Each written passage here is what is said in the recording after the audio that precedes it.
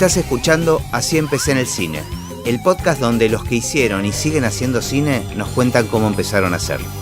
Hoy nos visita Albertina Carri.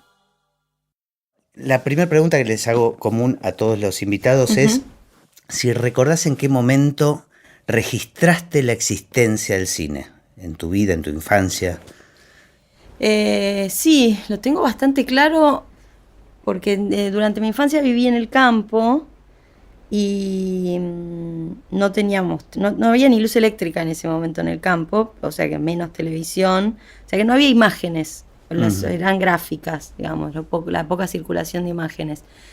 Y cuando me traían a Buenos Aires, me traían a ver cine, me llevaban a ver cine. Y eso habrá sido... En realidad, según mis hermanas, yo vi películas antes de eso, pero no, yo no recuerdo. Las que recuerdo son a partir de los 5 o 6 años, y lo recuerdo como con mucha... De hecho, elaboré una teoría con los años, que es que yo me empecé a comer las uñas viendo cine, porque me generaba como una ansiedad eso que pasaba ahí, como... pero sí, como algo como muy vívido, como los sueños vívidos, bueno, eso, como me pasaba algo muy, muy potente con el cine. Y la otra cosa que recuerdo es que me traían a Buenos Aires y me llevaban al cine, y yo volvía al campo y decía, vi 8 películas. Y después con el tiempo pensé, ¿cómo puede ser? No me daban las cuentas, pero no, después sí entendí. Me llevaban al San Martín a ver cortos de animación. Entonces, pues yo contaba, claro, la cantidad de relatos que había visto, y es verdad, podía ver 8 películas en unos días. Así que sí, me eduqué con la animación esa de los cortos checos, además. Después también fui investigando. Medio experimentales, ¿no? Súper raros, sí. Tengo como, me habían quedado, durante mucho tiempo me quedaban como unas imágenes rarísimas, y ahí fue que busqué un poco de data y me di cuenta que era eso. Pero la primera película, así como película que recuerdo en términos más narrativos, es Pinocho. Mira, sí. En el cine de Los Ángeles. En el cine Los Ángeles debe haber sido, que me llevó uno de mis tíos con un primo, y recuerdo que lloré, que la pasé pésimo con Pinocho, pésimo, es sufrí. Que todas las películas de Disney de esa época eran... Por favor, no, y además Pinocho es uno de los cuentos más moralistas de la historia. Claro, tremendo. Tremendo, pero bueno, sí. ¿Y solías ir con tus hermanas, digamos? ¿Era una actividad? No, en realidad me llevaban mis tíos. Era como una actividad como casi como una cosa medio, no te digo obligatoria, pero sí, como algo que había que hacer. Me llevaban cuando veníamos a Buenos Aires, me llevaban al cine. Y ya después, en la adolescencia, que ya, bueno, luego vine a vivir acá, ahí me llevaban al Colón. Pero no funcionó eso. Había como una presión cultural. Había una presión cultural, sí. Ahí sí, me acuerdo que tenía el abono que tenía mi abuela, me llevaba los sábados al Colón y era como un infierno para mí a los 16 años. Y ahora lo cuento y me arrepiento, obvio. Claro. Pero bueno, en ese momento yo la verdad es que lo que quería era ir a bailar con mis amigas y mis amigos, y no levantarme para ir al Colón. Pero eso, y ahí ya empecé a ir al cine más sola y a buscar. O sea, la experiencia del cine que te llevaban era placentera. Me encantaba, me reencantaba. Por ejemplo, a los 12 años recuerdo que vi El baile de Escola. Ajá. O sea, como brutal. Claro, sin diálogos, con esos rostros. Total, sí, una película importantísima para mí, como me remarcó. Sí, no, y además eso, me llevaban a ver cosas complejas. Claro, la verdad que a los 12 te llenan a ver el baile, es como... ¿Y esto que decís que te generaba ansiedad, que empezaste a comerte la Porque cena? vivía un poco, como que vivía en la historia de medio, viste, como cuando, no sé si fuiste al Festival de La Habana. ¿Nunca fuiste? Bueno, es muy simpático ver a los cubanos viendo cine, porque le gritan a la pantalla. Ah, como los indios. Claro. Como en India. Claro, a mí me pasaba algo así, como que me compenetraba a tal punto que me quería, como me vivía dentro de esa historia, por esa hora y media. Y sí, en Cuba es muy, muy, muy divertido eso, como le gritan, ¿viste? Como pasa, hablan. No sabía eso de súper Cuba. interactivo. ¿Y sentís que algo de eso te marcó como para, o despertó un interés como para que vos pienses la posibilidad después, más adelante, de ser parte de...? Mira, en realidad no, porque yo nunca pensé en dirigir cine, nunca pensé en hacer cine, la verdad. Durante todo mi secundario lo que pensaba era a mí siempre me gustó es escribir. Entonces pensaba, por suerte no cometí ese desatino, pensaba ser periodista, por suerte zafé. Y cuando terminé el secundario me iba a anotar en letras. Y una amiga de mis padres, Alcira Argumedo, con la que yo vivía en ese momento, me dijo, ¿por qué no te anotás en cine para escribir cine? Porque a vos te gusta escribir y no sé, por ahí letras como que te encorseta, por ahí tendrías que pensar. Y dije, bueno, pruebo, pero la verdad es que nunca pensé jamás que me iba a dedicar al cine en lo más mínimo y empecé en la FUC, hice la especialización de guión. Ajá. Que era de los primeros años de la FUC. Claro, sí, en el primer año ya estaba. Creo que el segundo año ya pasaba esa especialización en esa época. O sea, yo soy primera generación de la FUC. La primera camada. Primera, sí. Ah. Sí. En el año 91, claro, 91, me anoté ahí. Sí, se acaba de abrir, además. Entonces era eso, como que parecía una buena escuela, como estaba armándose, qué sé yo. Entonces, bueno. Así que nada, me influenciaron, en realidad me llevaron para ahí, y cuando empecé la FUC, la verdad es que eso me interesaba como adquirir la técnica de escritura para el cine, pero no tenía un interés, nunca fui cinéfila por otro lado, digo, como más lectora que cinéfila. Digo, a pesar de que te llevan a consumir ese cine más intelectual, sí, o menos comercial. Claro, pero no investigaba, ¿entendés? Como que no es que, bueno, vi esa y entonces después investigué a este director y seguí, busqué, ¿no? No, era como, bueno, el cine estaba ahí, yo iba. Ese fue el alimento. Claro, digamos. pero no era algo eso, nunca fui eso, cinéfila. Cuando entré a la FUC me di cuenta de eso, porque había como gente que venía como con una cabeza, una data, que claramente yo no tenía. No, y ahí me empecé a trabajar en cine. En realidad surgió un meritorio en la película de Lita Stantic, en la primera, En un muro de silencio.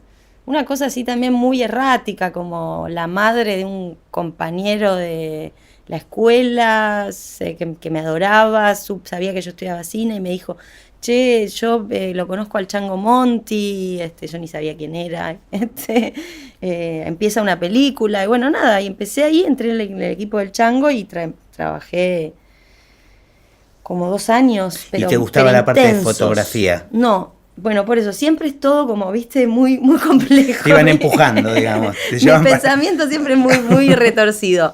No, en realidad, cuando empecé a trabajar en el equipo del Chango, bueno, primero ahí entré como en la lógica rodaje, que es como fascinante, ¿no? Imagínate, tenía 19 años, además, era re chica. Me volví loca, me encantó, como eso, como todo todo lo que pasa ahí en el rodaje y toda la compartimentación de los equipos. Además era muy duro el cine en aquella época, súper jerárquico. Entonces entré a trabajar en el equipo del Chango y me gustó la cámara, en realidad. Y dije, ok, ahora entiendo, en realidad escribir cine es con la cámara. Entonces empecé como a querer hacer cámara. Hice toda la carrera de cámara, pero no me interesaba la fotografía, no quería hacer fotografía. Y además el Chango Monti, que el equipo de cámara siempre fue como el equipo más, dentro de la pirámide del cine, son los más importantes siempre, son como una especie de señal. Entonces el Chango decía que dirigir era descender un escalón. O sea que si te pasabas al equipo de dirección, descendías un escalón. O sea, arriba de todo está... Arriba de todo está el F, claro. Por supuesto. Sí, obviamente. Buena definición. Entonces me costó mucho como tomar la decisión de dirigir. Además yo tuve como una relación muy intensa con el Chango, fue como un gran maestro, digamos, un tipo muy intelectual y que hablábamos de pintura y de música, digamos. Y luego... de eso... Pero, digamos, durante la carrera tenías que hacer cortos. Claro, y como me gustaba escribir, yo le escribía los cortos y después en algún momento me obligaron medio a dirigir uno que había escrito, que la otra vez me encontré con algunos compañeros de aquella época, creo que era con Enrique Velande, que me decía, ¿qué habrá pasado con ese corto? Se perdió, obviamente, lo filmamos en VHS. Claro. La gran tecnología cuando era la M9000. Llegó la M9000 y fue una revolución total para la FUC, para nuestra generación. O sea, imagínate, nada, sí. todos esos materiales no quedó nada. No, eso, y ese sí, lo dirigí, pero medio a regañadientes, no, como bueno, tengo que hacer esto porque... Claro, como que tu lugar siempre era el de escritura. Sí, exacto, sí. Y en un momento, como después de muchos rodajes, de estar casi 2 años haciendo películas medio industriales, además, pues laburé con Galetini, con Olivera, con la Bember. Y siempre en el equipo del Chango. Siempre en el equipo del Chango, sí. Hasta que me cansé, porque también, así como es muy fascinante el rodaje, después también se te vuelve una cosa muy... bueno, primero no tenés vida, dejé la FUC, de hecho tuve que dejar la facultad porque no tenía tiempo, no tenía manera de hacerla, porque además eso, los rodajes son 2-3 meses, o sea, las películas eran en esa época 2 meses que estabas ahí. Y en esa época además hacíamos 3-4 películas al año, era como muchísimo. Entonces, luego de toda esa experiencia, medio como que se frena, además entra la recesión del menemismo, qué sé yo, se frena un poco la industria, entonces empieza a filmar menos y ahí empiezo a trabajar en publicidad como asistente de cámara, como foquista, ya había llegado a ser foquista y hacía cámara para algunos proyectos muy más independientes o cosas de amigos, qué sé yo. Pero cuando empecé a trabajar en publicidad es cuando dije, no, yo esto ni loca, o sea, a mí... Aparte eran los 90, ¿no? No, era la peor publicidad del mundo, 27 horas de rodaje. Claro. 27 horas de rodaje tuve un día. Sí, me dormía entre las valijas de cámara, me levantaba y seguía. Directores maltratadores, mucha droga, gente muy quemada, horrible. Es porque en una época que había mucha plata para hacer comerciales. Mucha guita, y eso muchísima. En algunos puntos, en estos que mencionas, jugaba en contra, me parece. Claro, sí, gente muy... Además eso, digo, la publicidad anterior, la habían hecho Puenzo, Solanas, que ni Subiela, digamos, que ni idea cómo serían en set, o sea, los conocí, pero probablemente hayan sido también muy brutales. Gente con amor al cine, por lo menos. Pero les gustaba el cine, ¿entendés? Claro. Después los de los 90 era gente que yo no sé ni de dónde salía, pues, sinceramente. Ni a dónde fueron a parar. Por suerte, no sé dónde están. No recuerdo ni sus nombres, es lo que te digo. Sí, pero duro, fue un periodo medio duro. Y ahí fue que dije, voy a probar a ver qué es esto de dirigir. Uh-huh. Porque además me pasaba eso, me gustaba escribir, me gustaba la cámara y decía, bueno, yo escribo el guión, hago la cámara y en un momento dije, bueno, es medio como una dirección encubierta, ¿no? Uh-huh. O sea, como dirijo, pero no de la cara. Entonces, filmé un corto que tenía escrito y ni bien terminé de filmarlo, dije, esto es lo que yo quiero hacer. O sea, ni siquiera lo había editado. Lo que quiero ¿Te sentiste cómoda en el rodaje, dirigiendo? Me encontré como en un estado de felicidad total y absoluta. Recuerdo perfectamente esos 4 días, así todavía hoy, que fue hace más de 20 años. Y ese corto, de hecho, nunca lo terminé como corto y escribí mi primera película. A partir de eso, esa es la célula de No quiero volver a casa, escribí la película y bueno, y la filmé, hice la cámara... montar medio a los Solanas, ¿viste? Uh-huh. No hice la música, pero porque no tengo ningún talento, pero si era necesario la hacía. Hacías todo lo que había que hacer. Sí, total, sí. No, bueno, también en el medio de eso, y trabajé con Rejman, fui foquista de la película de Martín, uh-huh. Y también ahí entendí la lógica del cine independiente, porque yo venía de un cine muy industrial, ¿viste? Claro. Como muy... estricto también en su formato, en su forma de realizarse, o sea, como no tenía un imaginario de, bueno, filmamos los fines de semana. Igual mi primera película hice 4 semanas de corrido, o sea, como la filmé como si fuese cine industrial pobre. ¿Y te mandaste a hacer largo sola? Así, como una loca. ¿Con qué recursos, digamos? Bueno, yo acababa de cobrar la indemnización de mis padres. Porque mis padres son desaparecidos, vamos a decirlo, por si hay alguien que no lo sepa, por si no vieron Los Rubios. Sí. Y cobré la indemnización de mis padres y con esa plata financié No quiero volver a casa. Que la plata que invertí fue en dólares y la recuperación fue en patacones. Posta, real, no es un ¿Esto decir. qué año fue? Y yo la película la filmé 98-99. En esa época. ¿Y la recuperación de qué forma era? No, digamos? Porque después, o sea, las películas vos la inscribías en el instituto y después con el subsidio se suponía que recuperabas la inversión, o sea, una película muy chica, ¿no? Pero igual Bueno, pero era uno a ahorros, uno, era claro. 1-1. Claro, O sea, claro. era bastante plata la que puse en esa película. Bueno, hiciste un gran negocio financiero, entonces se ve que Mi tenés carrera, porque claro. en realidad, Claro. o sea, es un desastre, como negocio fue un desastre total. Claro, pero los patacones todavía era 1-1 también. No, ya no, ya No, había ya sido el había sido la default, devaluación. claro, Ah, sí, ya había sí. sido la Entonces, por lo devaluación. menos se te había reducido a un cuarto. No, Dice. que no cobré nada, o sea, Nada, ponele claro. que puse, no sé, $50.000 y recuperé 10.000 pesos. O sea, Claro. como esa es la más o menos la en términos económicos es un desastre total. Pero bueno, tampoco yo la había hecho como negocio la película, ni nada que se le parezca, era más bien como eso. Qué mejor ganancia que haber descubierto que Claro. encontraste tu lugar, ¿no? Exacto, ¿no? Y además para mí era también como, esa plata también sentía que era la oportunidad de tener que hacer algo, qué sé yo, que me interese, no sé, como, no sé, por ahí me hubiese ido a viajar, no, qué sé yo, tenía una casa, o sea, pues entonces como tenía casa no tenía la necesidad de comprar una casa, que era como lo que hacía acá la mayoría. Claro. Pero sí, fue como intenso también. ¿Y qué pasó después con la peli? ¿Tuvo un estreno comercial? La peli se estrenó comercialmente en el 2000 o 2001, no me acuerdo. Sí, me parece que en el año 2000 se estrenó. Y eso, filmé la peli y después, claro, te falta toda la postproducción, que es una parte carísima de las películas. Entonces ahí se me frenó porque en el medio... Ah, claro, porque creo que había ganado Rotterdam y no me acuerdo si había ganado algún otro fondo. Creo que mandé el material. Un work in progress. Claro, con un work in progress, sí. De hecho estuvo como work in progress en el primer Bafisi esa película también. Mirá. Sí.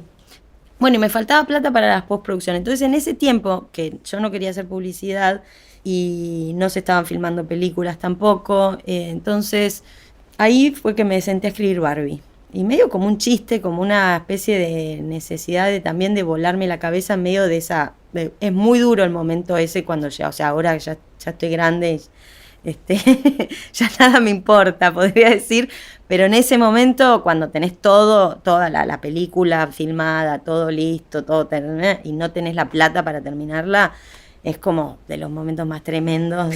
Además, en sí. un contexto de los peores de la historia del país. Pero, desastre total, o sea, era el desastre, era imposible pensar en nada. Bueno, entonces ahí fue que escribí Barbie y también la escribí como un chiste y también como chiste la presenté a la beca Antorchas, que existía en aquel momento. Y bueno, y creo que Antorchas, no me acuerdo cómo era, pero vos presentabas y ponele a los 4 o 5 meses, te enterabas si habías ganado o no.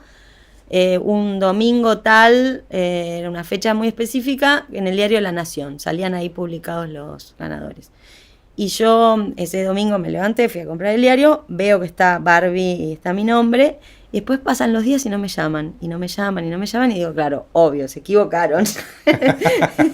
es evidente que fue un error. Que fue un error, es imposible que estos tipos quieran financiar este corto de mente, y no, me llamaron finalmente, y sí. Y lo bancaron. Sí, en realidad te daban también, me acuerdo que eran $15.000, en la época del 1-1, o sea, 15.000 pesos, y en ese momento que se hacía muy poca animación en Argentina, y sobre todo stop motion, yo empecé a ver a gente que había hecho stop motion y me decían, no, pero ese guión, lo leían y me decían, ese guión sale por lo menos $200.000, o sea, como te faltan 2 millones, bueno, sí, me metí en un baile también bravísimo.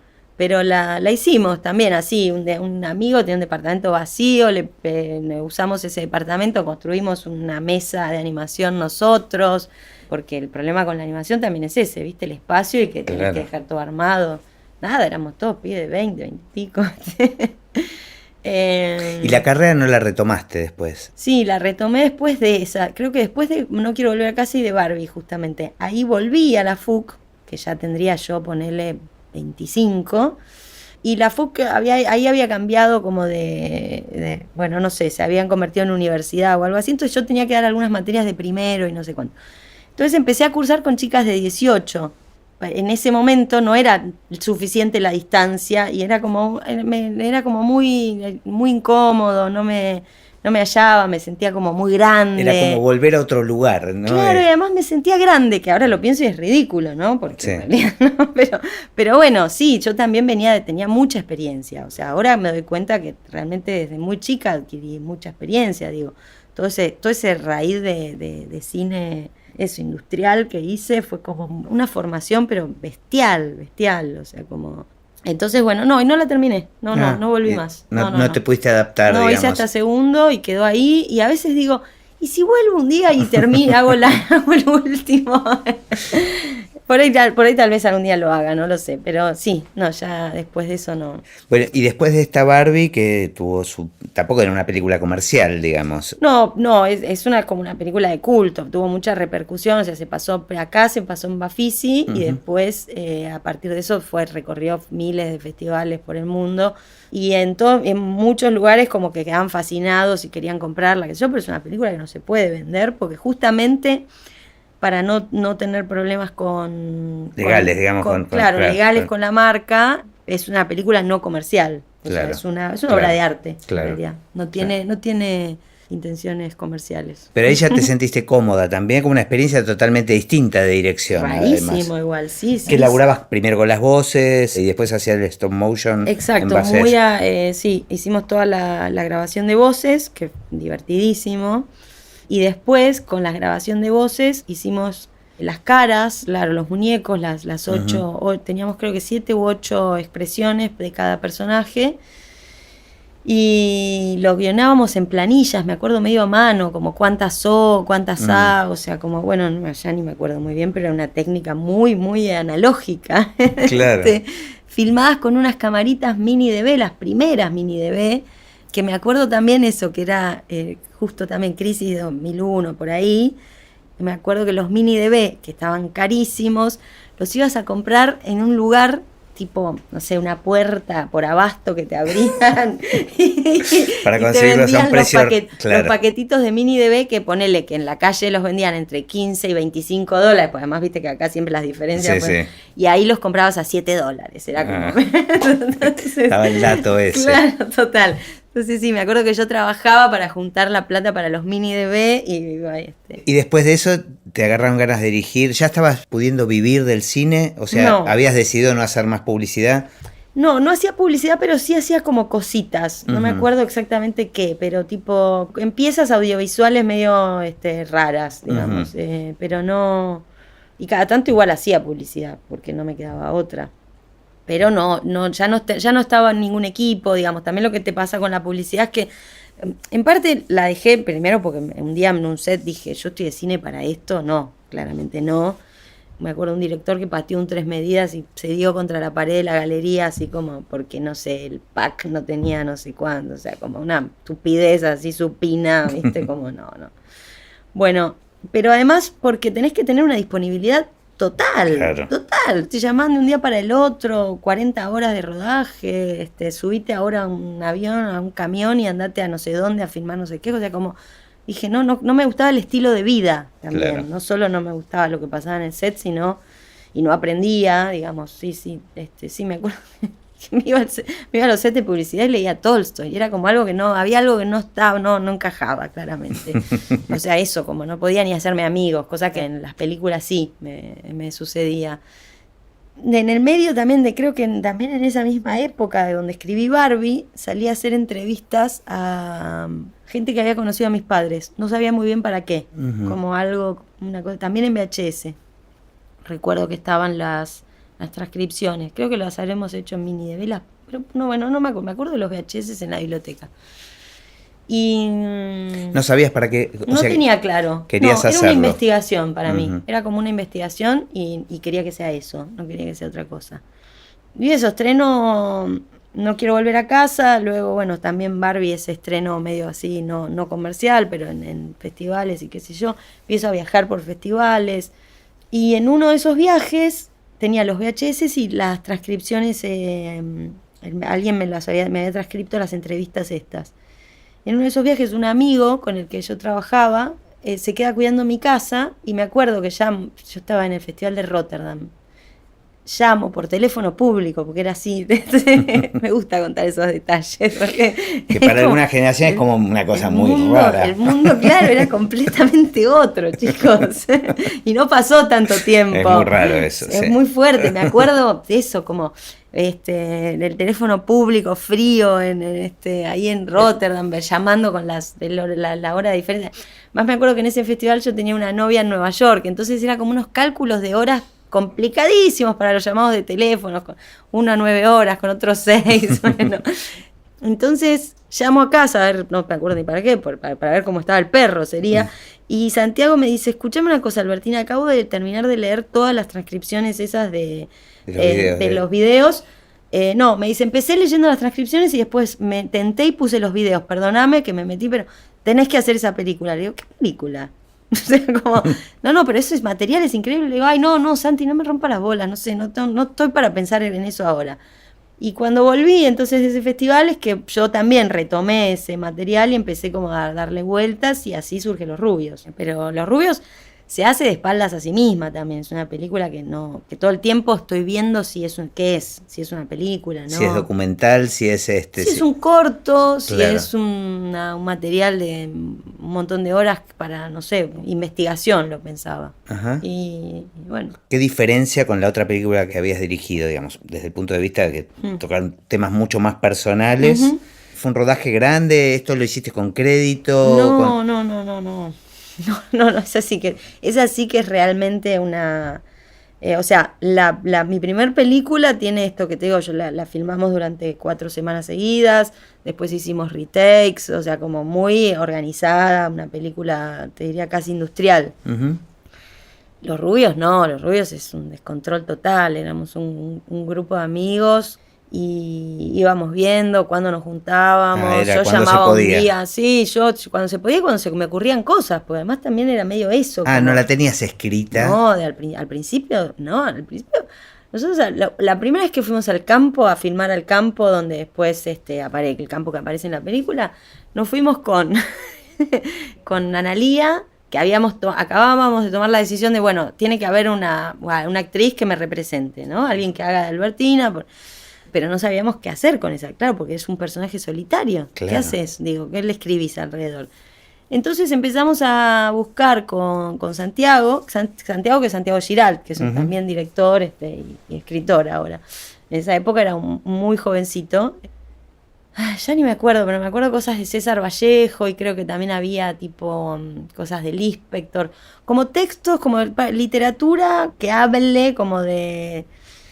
O sea, nada muy directo, ¿no? Pero sí como que nos lleve como a un imaginario sobre la ausencia y la desaparición, las marcas en los lugares, como conceptual, pero eso, muy abstracto. O sea, no queríamos nada específico de la época.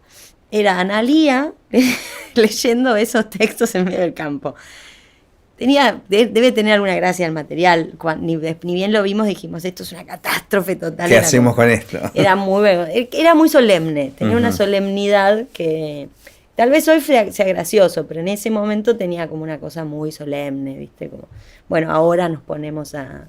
Viste que la relación entre cine y literatura siempre tiene una cosa... Y es rara, el traspaso es como hay algo en el medio que es una tierra de nadie medio extraña. Sí, y también hay algo como de cómo se miran entre a mí me divierte mucho eso, ¿viste? Como que cuando hay un buen libro siempre se dice esto sería una gran película. Y en realidad cuando hay un buen libro es muy difícil que haya una gran película. Como que siempre hay una especie de relación amor medio envidiosa, medio rara, es como rara, es curiosa. Bueno, y eso, y cuando en el cine pues, llamás a la literatura también te lo encorseta, ¿viste? Te lo pone en un lugar de como de una solemne. Y entonces ese material fue descartado y hasta que se encontró, hasta que en un momento sí me senté y la escribí. Ah, ok, sí. Y ahí refilmaste, digamos, que... Claro, en realidad yo tenía esas entrevistas, luego fuimos a filmar al campo con la actriz y nos filmábamos a nosotros, y luego... dije, bueno, habría que ir al barrio, ¿no? O sea, yo no volví nunca más al barrio de donde secuestraron a mis padres. vamos a filmar al barrio con Analía contando, o sea, el personaje era para que cuente, pensando en todo esto, tenemos una actriz que hace de mí, ¿para qué la tenemos esta actriz? Bueno, para que cuente las partes que son insoportables, digamos, para tomar esa como cierta distancia, Entonces la llevamos al barrio Analía, la paramos frente a la casa, y eso sí está en la película, y cuenta el secuestro. En ese momento, cuando estamos ahí filmando, es que aparece la vecina de enfrente y nos empieza a charlar. Y por supuesto vamos con las cámaras a mirar a la señora, pero era algo que no esperábamos y que no buscábamos. A partir de ese testimonio es que decimos, no, bueno, hay que volver al barrio, hay que hablar con la gente del barrio.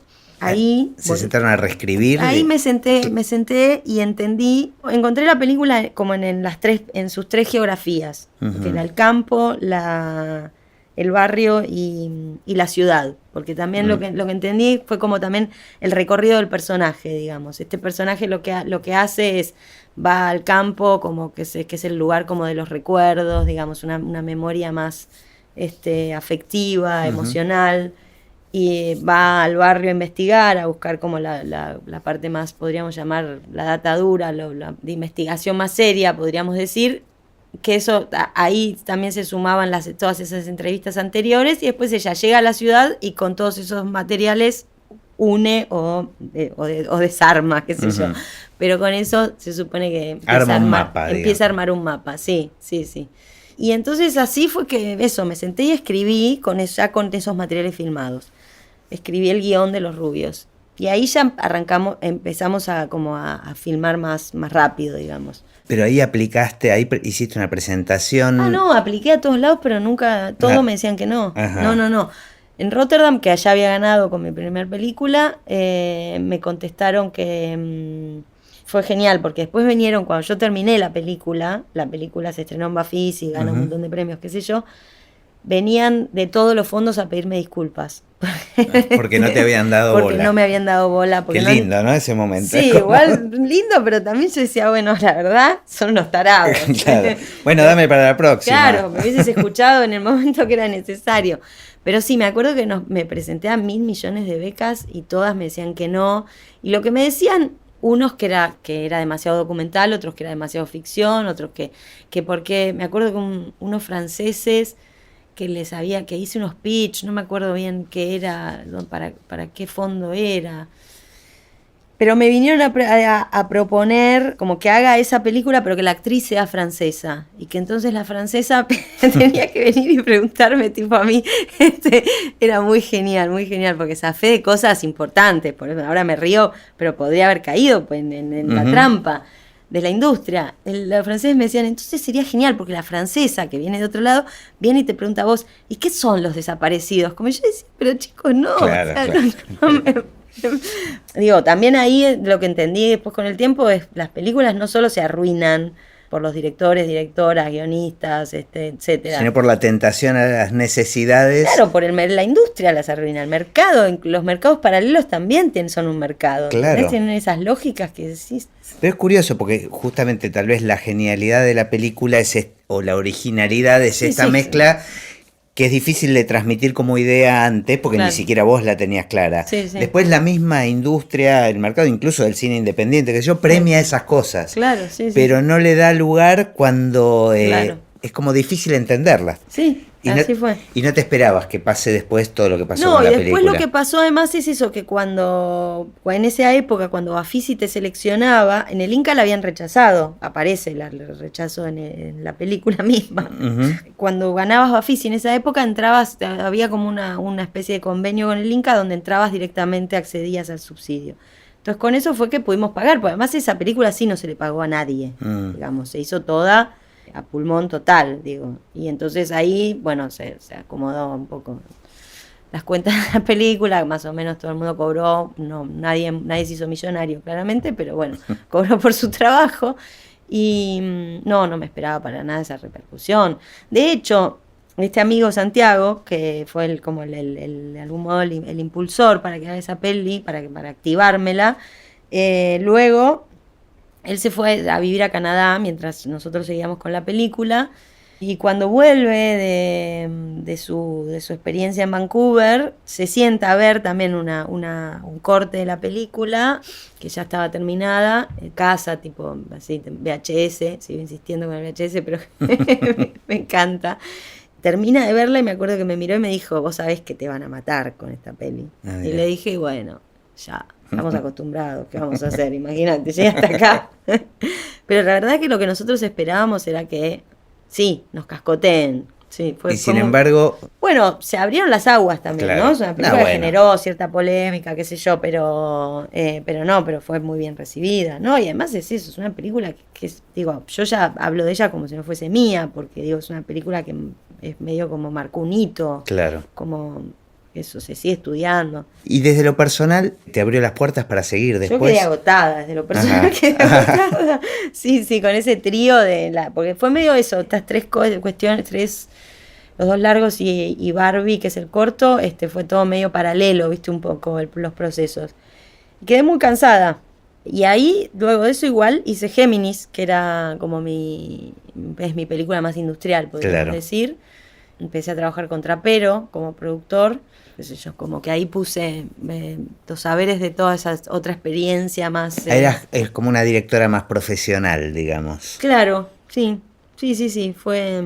Sí, bueno, un rodaje súper estándar, digamos, no me acuerdo si eran 6, 7 semanas, pero... De esas que no sé si vuelven. Que eso no se usa más, claro. Pero una película independiente no se pensaba en menos de eso. No, claro. Que las películas no independientes se hacían antes en 10 semanas, 10, 9. Sí, creo que se habrían hecho más o menos en eso, en 6 semanas. Y bueno, nada, y además eso, me acuerdo que Martina, que era la mujer de Pablo, que en ese momento era productora, me mostraba como las agendas de postproducción y yo le decía, uy, qué bueno, acá tengo un día libre. Y me decía, sí, porque es Navidad. Es como muy, muy gracioso. ¿Sos de involucrarte mucho con la postproducción? Sí, mucho, sí. Me gusta mucho, o sea, ahora que en la era digital me está empezando a molestar un poco la postproducción, la sensación de no hay reglas, de infinito. Como de la posibilidad de corregir y corregir y corregir. Claro, que es demasiadas opciones, ¿no? Como siento que hay algo ahí donde todavía no nos estamos ordenando, digamos. Necesito un poco como un límite, que lo tiene que poner alguien, digo, no, o sea, o el sonidista, o el montajista, o el productor, o alguien que me diga eso, che, en Navidad no se trabaja, claro. O sea, pero el 26 estás acá. No sé cómo, porque es como, hay algo, digamos, esto como de... Demasiadas posibilidades. Exactamente, como, o sea, antiguamente vos terminabas el montaje y recién cuando se terminaba el montaje entrabas al armado de bandas y cuando terminabas el armado de bandas pasabas a la mezcla y ahí se hacía el color en el laboratorio, no sé qué, digo, era como muy organizado en los tiempos. Y ahora esta cosa de que vienen, que las motos, los discos van en moto. Sí, y si no termina siendo contraproducente. No, hay una cosa que sí, que está buena, que es un poco más de convivencia entre imagen y sonido. Eso está bueno, porque eso también antes era tan compartimentado que era un infierno. Porque además muchas veces, digo, el corte de imagen depende de lo que pase sonoramente. Entonces, ahí hay como algo que ayuda. Pero después esto como de la corrección, eso como...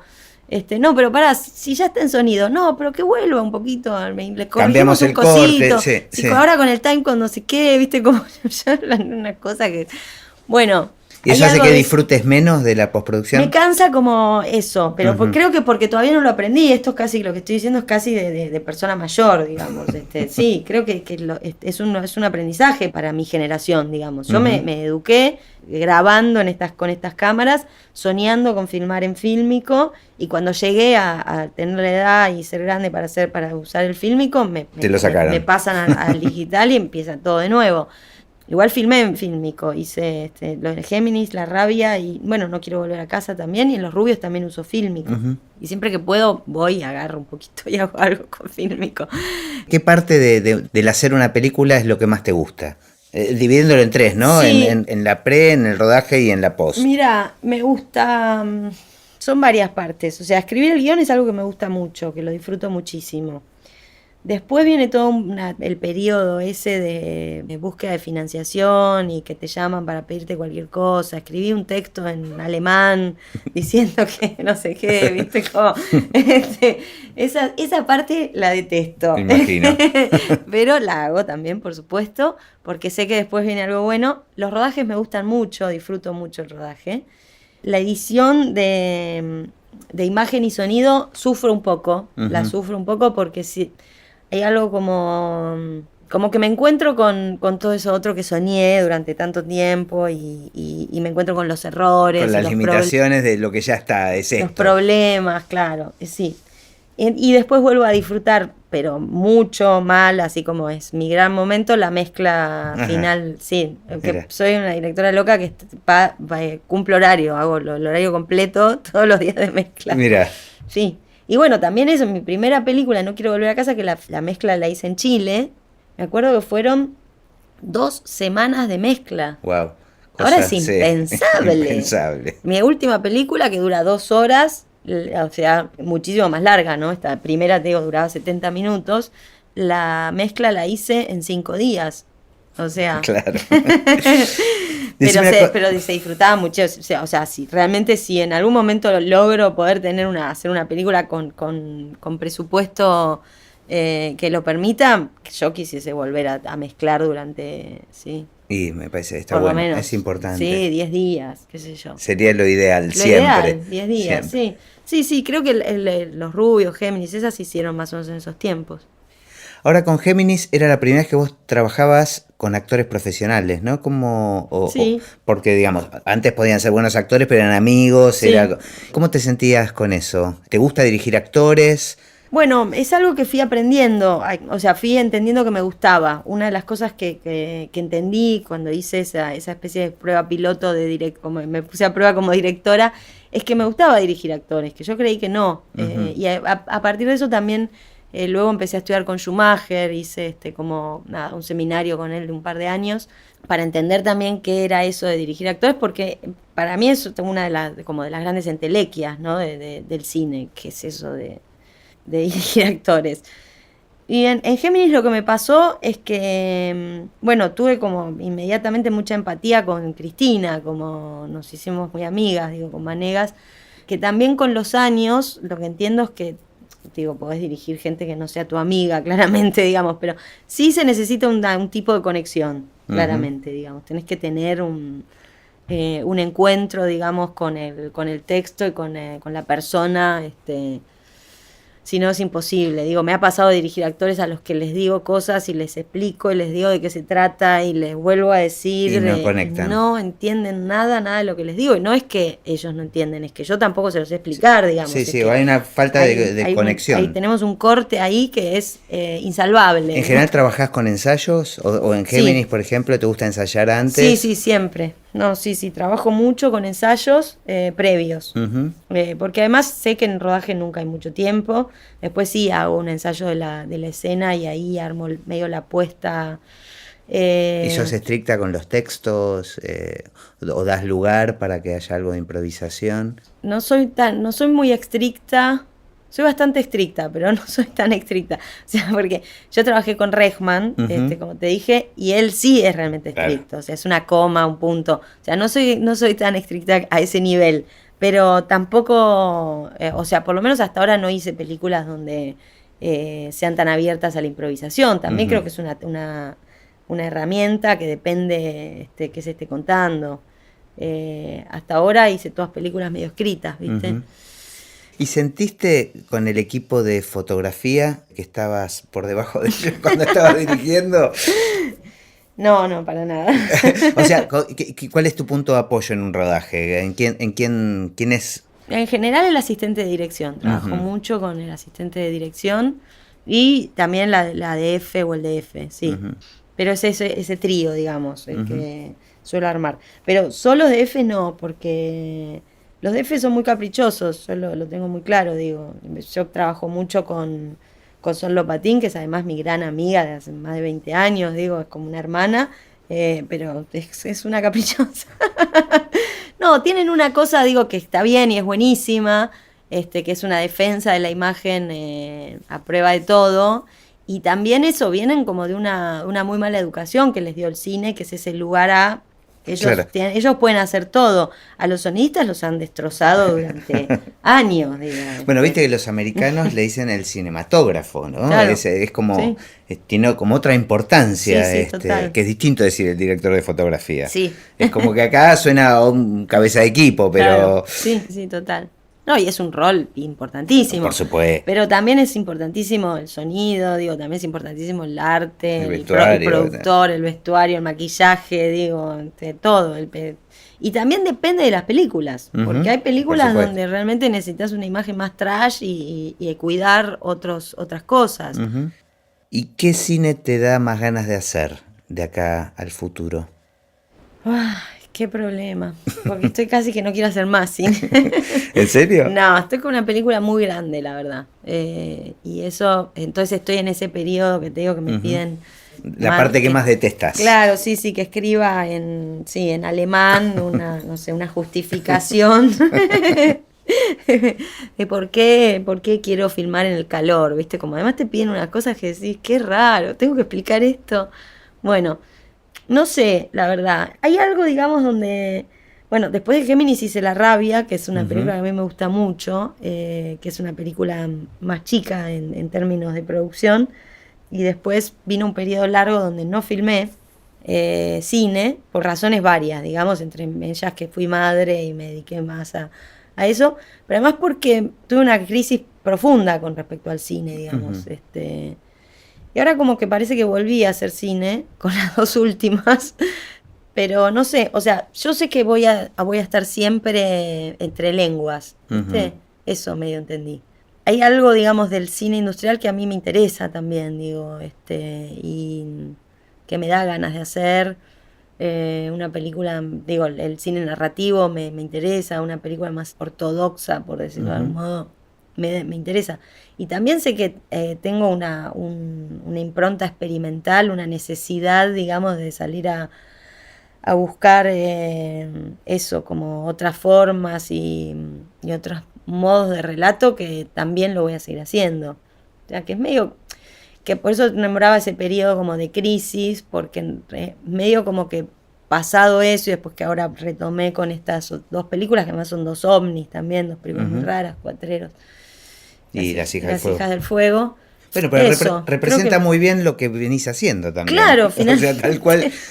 Sin darme cuenta siempre hice lo que quise. Claro, bueno, un poco de industrial, de narrativa más clásica y un poco de experimental, ¿no? Sí. ¿Y cómo ves el futuro del cine en general? Digo, más allá de los contextos locales o actuales o sobre eso. Sí. Está complicado, la verdad que está, pero siempre estuvo complicado el cine, ¿viste? Como que tiene esa característica también. Está complicado en todos los sentidos, digamos. Por un lado, o sea, yo cuando empezaron a aparecer las plataformas, que mucha gente entró en crisis como diciendo, no puede ser, ahora todo el mundo va a ver las películas en pantallas de celulares y no sé qué. Es verdad, en muchos sentidos va a pasar eso y eso va a cambiar incluso el lenguaje cinematográfico, porque digamos, antes una narración clásica se empezaba con un plano general de establecimiento, que después presentación de personajes, iba cerrando. Ahora ya no podés empezar con eso, básicamente porque no se ve un plano general en ese tamaño de pantalla. Eso es fuerte, digamos, en muchos sentidos. Pero yo también creo que lo que pasa un poco con todo eso de las plataformas, qué sé yo, siento que se sigue haciendo un cine para estrenar, las salas de cine van a seguir existiendo y de hecho siguen existiendo. Y eso va a haber un cine para estrenar y un cine de plataformas. Tengo esa sensación. Y creo que de algún modo las salas de cine vuelven a este cine más independiente, que es el que de última realmente te da ganas de ver en cine. A mí, digo, yo ya hacía años que no iba al cine, ahora estoy empezando a volver porque siento de verdad que empezaron a aparecer cosas de nuevo en las salas. Que vale la pena verlas. Que vale la pena verlas, que yo antes solo las podía ver acá pirateadas y bajadas y no sé qué. Claro, como que se dio vuelta eso. Se dio vuelta eso. El cine comercial ahora es más fácil verlo en un celular o... Claro, ¿para qué te ibas a ir hasta ni siquiera buscar un estacionamiento, pagar una entrada? Digo, nada, los ves en las plataformas. Claro. Y después, bueno, acá con respecto a la industria nacional, es un momento muy complejo, complejísimo. Es un momento muy complejo del país, ¿no es cierto? El país, la región. Sí, O sea, sí. Bolsonaro, Macri, digo, esto es un espanto todo. Y va a estar difícil por varios años hacer cine en este país. Sí, cada vez más. Por otro lado, es extraño como la sensación de nunca fue fácil tampoco, también decir eso, ¿no? Porque si no parece como que veníamos de un periodo de oro donde... No, seguro. Nunca acá fue fácil nada. Sí. No, una mirada positiva sobre eso es tal vez que frente a la dificultad aparecen como nuevas formas y nuevos lenguajes, digamos, donde la creatividad se ve exigida, aparece algo interesante. Igual nada, uno no deja de lamentarlo, ¿no? No, bueno, pero yo estoy de acuerdo y festejo algo de eso también, en el sentido que, digo, el nuevo cine argentino surgió en la plena crisis, que fue un grupo de jóvenes que salieron a agarrar cámaras prestadas y a pasarse película blanco y negro, porque yo a Trapero lo conocí así, se enteró que yo estaba filmando una película en blanco y negro y me llamó, lo conocía de la facultad, digamos, claro. Nos hicimos medio amigos en ese esquema, digamos, me llamó por teléfono y me dijo, che, ¿no te sobraron unas latas, no sé qué? Y le pasé latas y después yo cuando filmé le pedí la aérea, sí, digo, era esa circulación. Claro. Creo que, pero más allá de esa cuestión práctica, también eso es generó un nuevo lenguaje, otro tipo de relato, digo, otro tipo de estructura en el set, otro también modificó mucho, sí, el set, la postproducción. Sí, todo seguramente se siga modificando, ¿no? Por eso. También está ahora toda esta cuestión de que se puede hacer una película con un celular. Sí. Entonces también eso tiene su gracia, porque no es verdad, no se puede hacer una película con un celular, aunque sí es verdad, se puede hacer una película con un celular, pero tenés que tener un guión de oro. Claro. De oro. Claro. Entonces también se vuelven como, ¿entendés? Se vuelve exigente en otras zonas, digo. Sí. Un guión medio, en este momento ya no lo podés filmar, no podés hacer nada, digo. Entonces, bueno, qué sé yo, todo tiene su pro y su contra. Es así.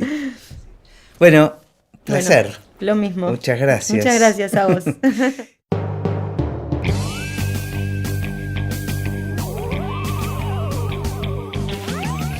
Y así terminó esta conversación de Así empecé en el cine. Mi nombre es Gustavo Pomeranek y espero que la hayan disfrutado al menos un poco de todo lo que disfruté yo. Recuerden que se pueden suscribir para escuchar todos los episodios que vamos subiendo en asíempecéenelcine.com. También nos pueden buscar en Apple Podcasts, en Spotify